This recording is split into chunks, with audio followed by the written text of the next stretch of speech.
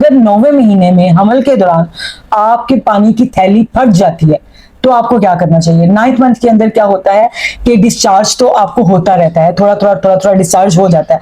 अब वो लिकोरिया है या पानी की थैली फट गई है, वो आपको कैसे पता चलेगा। लिकोरिया जो होता है वो आपको वजाइनल डिस्चार्ज होता है, जो वेटनेस से फील होती है, कभी ज्यादा कभी कम, कभी स्मेली नहीं होता, कभी ईचिंग नहीं होती। लेकिन जो आपका पानी की थैली फटती है तो वो एकदम से बहुत ज्यादा पानी निकल जाता है, जो जिसको आप कंट्रोल नहीं कर सकते। वजाइनल डिस्चार्ज को भी आप कंट्रोल नहीं कर सकते, यूरिन को आप कंट्रोल कर सकते हो, लेकिन ये जो पानी है, जो पानी की थैली जब फटती है, वाटर बैग जब रप्चर होता है, तो ये एकदम से बहुत ज्यादा पानी निकलता है, जिसकी स्मेल यूरिन जैसी नहीं होती, थोड़ी डिफरेंट होती है, वो थोड़ा यूरिन से थिक होता है। तो जब ऐसा हो जाए तो आपको क्या करना है, तो आपको घर बैठ के इंतजार नहीं करना कि थोड़ा और निकल जाए फिर ही जाएंगे।